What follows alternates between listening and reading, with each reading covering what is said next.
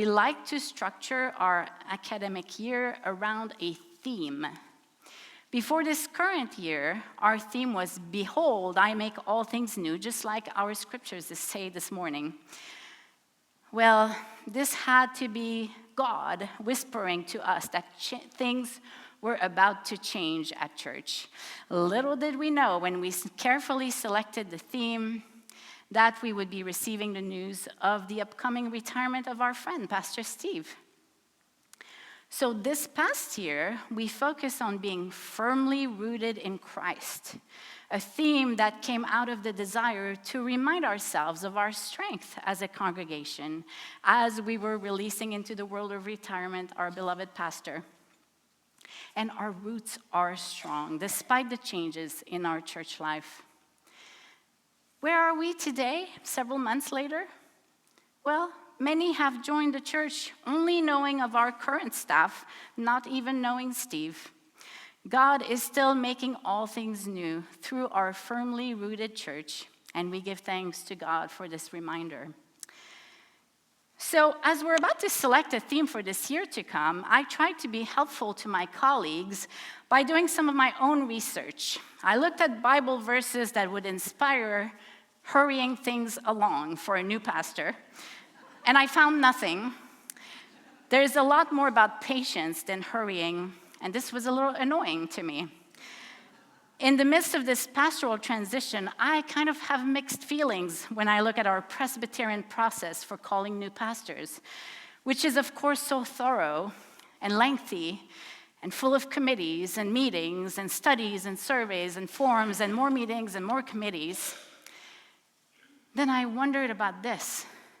On which building could we install a little chimney and pump up some white smoke to just keep Lori as senior and call it a day?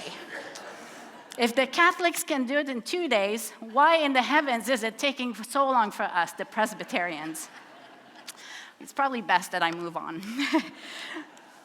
So, our lectionary offers several texts for preachers to select every week. And today, out of a few, I selected this beautiful passage from Revelation. The book of Revelation is a wild one. Probably not your first choice of literature when you want to go relax by the pool. It's full of mystery. First, we don't know much about the John who wrote it. Although the author calls himself John, we shouldn't automatically decide that it is the same John as the gospel writer. Now, actually, scholars debate on the authorship of this book. Some believe it could be the same gospel writer, who would be very old by then. But in comparing the writing styles, there are significant differences that make it very hard to connect the two. Some believe this John is a prophet. There are also 2 dates that are debated for the writing of this book. It could have been written in the 60s or in the 90s. And for any of you who went in your head to the Beatles or Pearl Jam, that's not the century I'm talking about. It all boils down to the persecution of the Christians of the time. Was it under Emperor Nero's reign or under Emperor Domitian's reign? Pre- or post-fall of Jerusalem in the year 70. What we do know is that John wrote the book from Patmos Island, a remote island in Greece in the Aegean Sea. He was most likely sent there by the Romans to be silenced, along with other Christians and criminals. They were free to roam, but they had to provide for themselves. Several chapters of the book of Revelation use kind of violent imagery. There sure is a lot of sinning and immorality and harsh consequences, but the righteous are sealed and therefore saved from death. But today, we look at a very isolated passage towards the end, a passage that is so hopeful. It talks about new heaven, the new earth, the new Jerusalem, and how there will be no more tears. A beautiful passage. It is one of the most used when people are in need of comfort. And most often we hear the same words read in memorial services because of the hope it brings to grieving families. And it makes us dream of a time when we all will be reunited in a place where there is no more pain or suffering, only overflowing love. So we often focus on how pain and tears will be no more when you hear this passage. But did you hear this part? See, the home of God is among the mortals. Doesn't that change things? Here we believe that our dearly departed angels are having this wonderful reunion with God. And of course, our belief in the resurrection does promise us that wonderful reunion. But that's not all. God is also right here among the mortals and making all things new. The holy city of Jerusalem coming down out of heaven. It is happening now. Look around. How is God not here in this place right in this moment? Hundreds of people are gathered just today here in the other building as well, praising and worshiping God with songs, with the offering of peace, with our gifts to God. And how many Christians are united around the world right now at this moment, just on this very Sunday morning? We're all here because this is the best hour of the week, when we get to say what we believe and when we can be united in our faith and in the joy that God brings us. Because we also know that as soon as we get out of this place, we get challenged by the temptations of our broken world. We so easily fall into the strong temptations to resume our negative thoughts and our judgment, because it is all around us and it is so easy to do. But not here in this place. Well, hopefully. God is among us. God's grace through the light of the resurrection is extended to us because God is here. God is right here in your conversations after church while you're enjoying your French toast and bacon. The new Jerusalem is coming down from heaven. It dazzles right under our nose, yet we often don't see it. As a newer grandmother, I can say that it is amazing to rediscover life through the eyes of a baby. Sometimes it takes a baby that hears the birds sing for us to realize that the birds are always singing, and what a miracle of life that is. There's that new Jerusalem for you. How often do you stop to listen to, for example, the mockingbirds, those birds that will change their song every 20 seconds or so, imitating other birds and learning as they go, offering trills and sing-songy melodies nonstop? What is not to love about a tiny creation of God with a very small throat that projects so far away for our ears to delight in? Do we always pay attention to this miracle of creation? Hardly. Well, a baby, a new human, won't miss it. A baby will be mesmerized by all kinds of creation sounds until they discover the show featuring Miss Rachel, and then that's it for the birds. They become just like us. But it is like grief as well. Grief is so powerful, so difficult. It sends us drowning at times because of large waves crashing over and over. And then one day, the intensity of it all subsides a little. Sure, it comes back, but we notice that little break in the rough weather. And we take a little breath and we breathe a little deeper. And one day, life continues. One day there's laughter, there's new hope. We open our eyes to the new Jerusalem. There are still tears to wipe, but there is finally hope. I find myself quite challenged by major storms, and like you, I'm sure. And since I live far enough from the coast and feel safe in my house, I don't fear so much the storm itself, but I find the waiting to be hard on the mental health. To watch the news for a week, to wait for tracking updates, to whiffle waffle every hour about making plans to leave or to board up the house, It just drives me a little bonkers. And then, of course, the storm comes, and again, it's no fun, but on our end, it's manageable. But the hardest part I find is the morning after.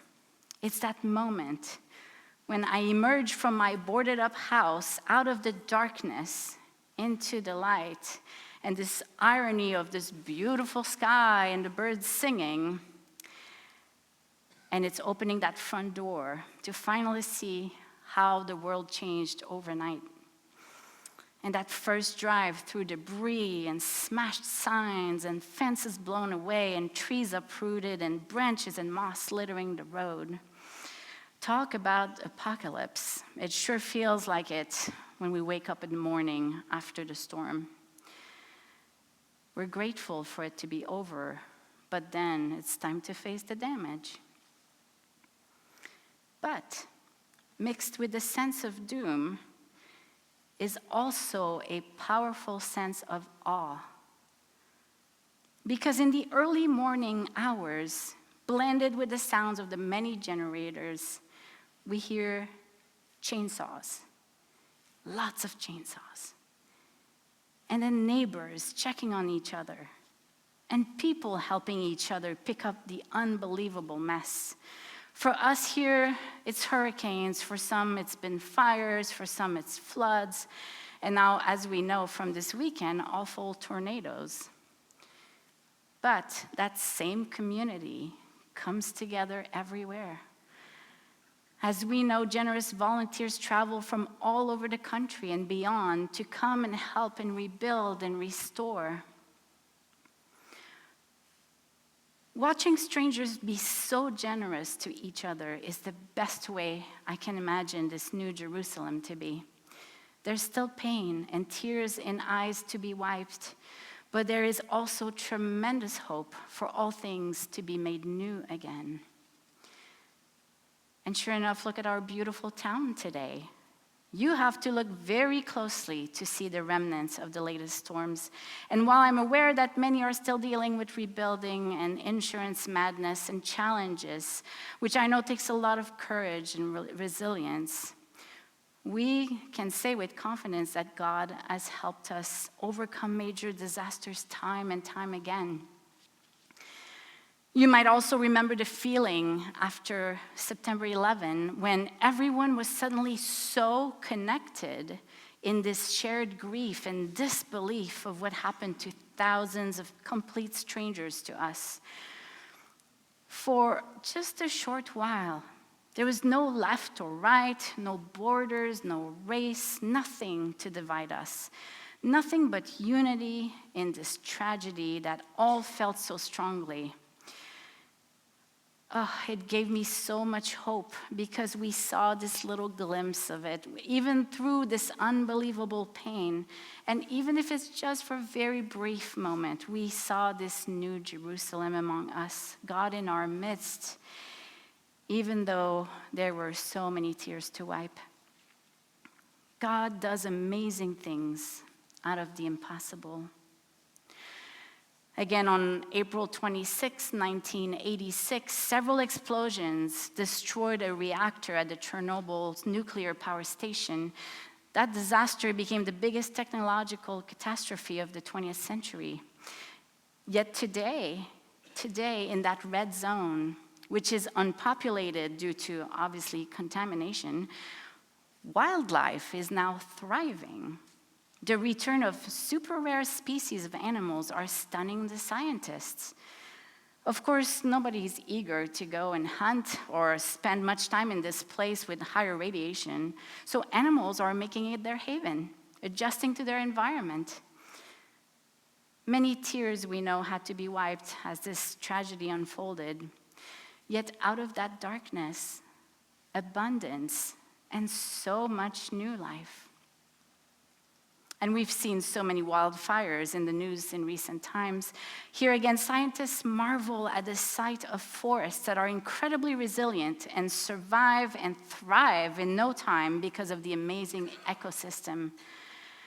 From the broken down organic matter that becomes nutrients to the soil and then to the ashes that are also rich in nutrients, suddenly comes new seedlings and new plants. It all regenerates through the wonders of nature.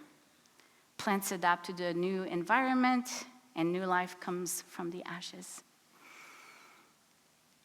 Friends, it happens in the ordinary and in tragedies. God surely collects our tears in hard times to create abundance in new ways, as God does with everything. We simply must trust that for things to be made new, there must be a change. And that is the part that makes us so scared. We don't like change. We don't like not knowing what will happen next. It can be so difficult to trust God at times. One thing we know for sure is that God is transformational, and God makes things new all the time. Isn't it amazing to look at the unfolding story of God? The good book of the Bible begins in a lush garden with two human beings, and it ends in a wonderful and dazzling city filled with thriving people. Tons of tears to be wiped throughout the Bible, and still today. But someday this too shall pass. And in this city are you and are me and God in our midst. From the words of Frances Havergal, sung by the chancel choir this morning: sight after mystery, sun after rain, joy after sorrow, peace after pain, near after distant, gleam after gloom, love after loneliness, and life after tomb.